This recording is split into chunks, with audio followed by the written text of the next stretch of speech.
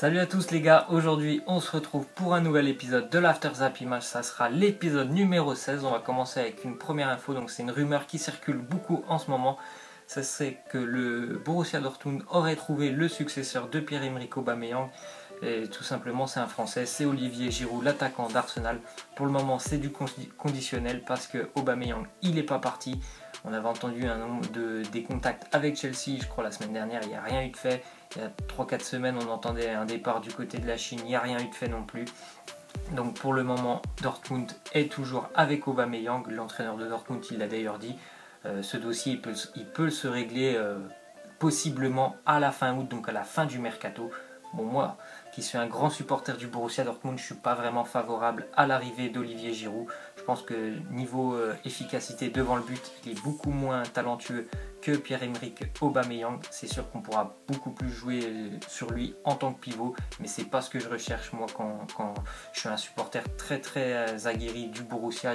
J'aime pas trop ce style de joueur en pivot, donc je préférerais qu'il ne vienne pas du tout à Dortmund. Ensuite, on voit que l'Atlético Madrid serait prêt à transmettre une offre au Paris Saint-Germain pour le transfert du milieu de terrain Grigor Skrikowiak, le Polonais. Bon, il a très peu joué avec le PSG cette année. Il sort d'une saison où il y a 2-3 ans, ça fait 3 ans je crois qu'il était à Séville, donc c'est pour ça que l'Atlético, forcément ils ont transmis une offre, ils le connaissent mieux que nous puisqu'il était tout le temps titulaire avec Séville alors qu'il n'a pas eu sa chance avec le PSG. Je suis aussi un grand supporter de l'Atlético Madrid. Je ne suis pas favorable non plus vraiment à ce transfert. Il y a déjà beaucoup de monde au milieu de terrain du côté de l'Atlético. S'il n'a pas réussi à s'imposer au Paris Saint-Germain, je pense que ça peut être compliqué pour lui aussi de s'imposer du côté de l'Atlético. Donc on verra bien si ce transfert se confirme ou pas. Ensuite, on voit que la Juventus pourrait libérer leur défenseur droit. Il joue défenseur, il joue milieu. C'est l'international suisse Stefan Lichtsteiner. Il est en contact pour le moment avec Wolfsburg. Il sort quand même d'une très belle saison du côté de la Juve, alors qu'il y a quand même du monde. Il y a du monde au milieu de terrain, il y a du monde en défense, mais il a quand même été souvent titulaire avec la Juventus. Bon, c'était souvent quand même en Serie A, hein. Il n'était pas vraiment titulaire en Ligue des Champions. Donc il est un peu vieillissant quand même, Stefan Lichtsteiner, 33 ans. Donc ça peut être une belle porte de sortie pour lui, le VfL Wolfsburg.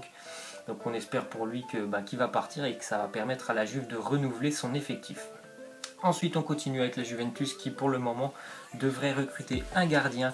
C'est un gardien qui évoluait chez les concurrents l'année dernière de la Juventus, l'AS Roma. C'est le gardien polonais Szczęsny. Donc il a fait une très bonne saison avec l'AS Roma l'année dernière. C'est un gardien qui a quand même beaucoup joué avec Rome. Il a quand même connu de très belles expériences Roma, Arsenal, donc ça peut être une belle opération pour la Juventus Turin. Il faut aussi penser quand même à l'après Gianluigi Buffon pour la Juventus. On entend tous les ans que ça va être sa dernière année à Buffon, donc pour le moment c'est pas sa dernière année, mais ça peut être un gardien vraiment de l'avenir pour la Juventus. Ensuite on voit une petite déclaration de Gareth Bale qui nous dit: mon objectif est maintenant de jouer avec le Real Madrid parce que l'année dernière, il faut le dire, il n'a pas beaucoup joué avec le Real, Gareth Bale. Il a été souvent blessé et le problème en plus pour lui, c'est que pendant sa période où il a été blessé, il y a un autre joueur qui a émergé en la personne d'Isco. Il a émergé, il a pris sa place, il a vraiment fait le boulot qu'on lui demandait. Isco, il a même fait plus. Il a très bien remplacé Gareth Bale. Et je pense qu'à l'heure actuelle, dans la tête de Zidane, c'est pas sûr que Gareth Bale, quand il va revenir en pleine forme, il aura sa place indiscutable au Real Madrid, tant Isco a été vraiment exceptionnel l'année dernière. Donc il va falloir qu'il travaille vraiment beaucoup pendant cette période estivale, Gareth Bale, pour retrouver sa place au sein du Real, parce que c'est quand même un joueur qu'on aimerait voir sur le terrain. Il a des fulgurances sur le terrain. Voilà, c'est un joueur d'exception, Gareth Bale. Ensuite, on voit que l'AS Roma a proposé un contrat en tant que dirigeant à Francesco Totti. On avait entendu parler de Totti qui pouvait terminer sa carrière du côté des États-Unis. Non, il n'y aura pas de fin de carrière aux États-Unis. Il va donc diriger un poste de dirigeant du côté de la Roma. C'est vraiment super pour lui. Il va rester dans le club de son cœur, son club où il a toujours joué. Donc c'est vraiment une belle image et une belle preuve d'amour de Totti pour son club. Ensuite, on voit que Brandao et José Anigo, donc deux ex-marseillais, l'un était dirigeant, l'autre était joueur, ils vont se rejoindre normalement du côté du Levadiakos, c'est un club grec. Donc on espère que ça se passera très bien pour eux. Puis Brandao, c'est vraiment une fin de carrière pour lui, il a 37 ans, ça fait très longtemps qu'il n'est plus à son niveau, on va dire, où il était à l'Olympique de Marseille. Donc on leur souhaite une belle fin de carrière à tous les deux. Ensuite, on voit que Tottenham serait prêt à transmettre une offre de 58 millions d'euros à Everton pour le transfert du milieu de terrain Ross Barkley.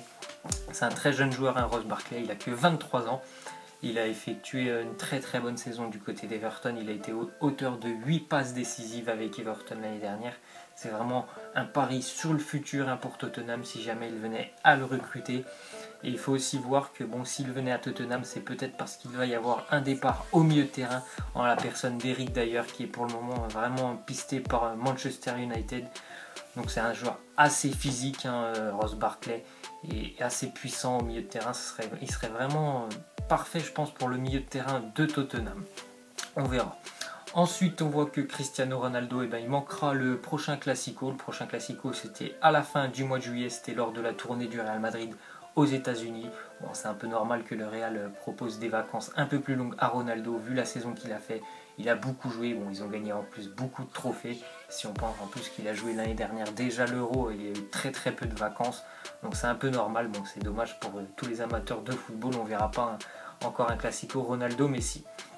Ensuite, on voit que Joe Hart, le gardien qui évoluait au Torino l'année dernière, il va revenir en Première Ligue et du côté de West Ham. Donc ça peut être pas mal pour lui parce que pour le moment, il n'avait pas gagné sa place du côté de l'Angleterre. Il avait perdu sa place d'ailleurs lors du match contre la France parce que 2 jours avant contre l'Écosse, il avait pris 2 buts en 2 minutes. Donc ce serait bien pour lui qu'il retrouve sa place de titulaire en sélection pour la Coupe du Monde l'année prochaine. Et en plus, je pense que West Ham, c'est un club pour lui, franchement. Il va pouvoir être titulaire toute l'année. Et c'est quand même un assez bon gardien, Joe Hart, malgré qu'il fait quelquefois des boulettes. Ensuite, on voit que cet après-midi, il devrait y avoir une rencontre entre Hatem Ben Arfa et le directeur sportif du PSG et quelques autres dirigeants du PSG pour évoquer l'avenir de Ben Arfa. Donc moi, tout ce que j'espère, c'est que Ben Arfa, il va enfin comprendre qu'on ne lui laisse pas sa chance à Paris. Je pense qu'il l'a compris, mais il ne veut pas se l'admettre. Et ça serait bien pour lui qu'il parte, tout simplement qu'il parte et qu'il rejoue. Parce que nous, tous ceux qui connaissent vraiment Ben Arfa, on sait qu'il est capable de choses extraordinaires sur un terrain. Maintenant, il faut lui laisser sa chance. Le PSG ne lui laisse pas sa chance, c'est dommage. Donc on espère qu'il va partir et pouvoir retrouver du temps de jeu. Je pense qu'il y a beaucoup de clubs de Ligue 1 qui seraient prêts à l'accueillir à Thème. Donc maintenant, il va falloir qu'il veuille tout simplement partir et se résoudre à accepter l'idée qu'il ne pourra pas jouer au PSG. Ensuite, encore une fois, le PSG, donc c'est le défenseur Presnel Kimpembe, le défenseur du Paris Saint-Germain, qui est ciblé par un club italien, c'est l'Inter Milan. Je crois qu'il y a aussi Liverpool et aussi Everton, les 2 clubs donc, de Liverpool qui sont sur lui. Donc le PSG pour le moment n'est pas vendeur et je crois qu'ils ne seront pas vendeurs. Il faut se rappeler que c'est quelqu'un qui a fait un très très gros match contre le Barça, alors qu'il était presque jamais titulaire. D'ailleurs, il n'a jamais été titulaire, il y a quand même une ossature défensive devant lui qui est beaucoup plus expérimentée, donc c'est quelqu'un sur qui le PSG pourra compter sur le futur, mais pour le moment c'est encore un peu juste. Mais sincèrement, c'est une très belle opération de PSG de ne pas le vendre parce qu'on sait que dans 3-4 ans il va être international français, déjà qu'il y a été. Donc ça peut être vraiment un très très très bon défenseur dans les prochaines années. Ensuite, on voit que Christophe Jallet, le latéral droit de l'Olympique Lyonnais, il devrait rejoindre Nice dans les prochaines heures. Jallet, il a fait une très bonne saison, il faut le dire, avec l'Olympique Lyonnais. Il est encore titulaire, souvent, ça arrive qu'il soit titulaire en équipe de France. Le problème pour lui, c'est que l'Olympique Lyonnais a beaucoup recruté en défense cette année. Et il y avait l'arrivée notamment de Kenny Tété, un très très jeune joueur, mais très très talentueux. Donc pour Jallet, c'est une belle porte de sortie l'OGC Nice. Il va pouvoir peut-être notamment jouer la Ligue des Champions. Donc ça peut être vraiment pas mal pour lui. Ensuite, on voit que Lassana Diarra, l'ancien joueur de l'Olympique de Marseille qui avait résilié son contrat avec l'OM depuis le mois de février, il va s'engager avec Al Jazeera. Je crois que c'est un club d'Abu Dhabi. Bon voilà, on va dire que c'est une fin de carrière un peu triste pour lui parce que c'est un joueur qui a quand même beaucoup de talent. Il faut le dire qu'au milieu de terrain, c'est quand même un monstre. Bon, il part là-bas, faut pas se mentir, c'est pour bien sûr le gros chèque qu'on va lui proposer.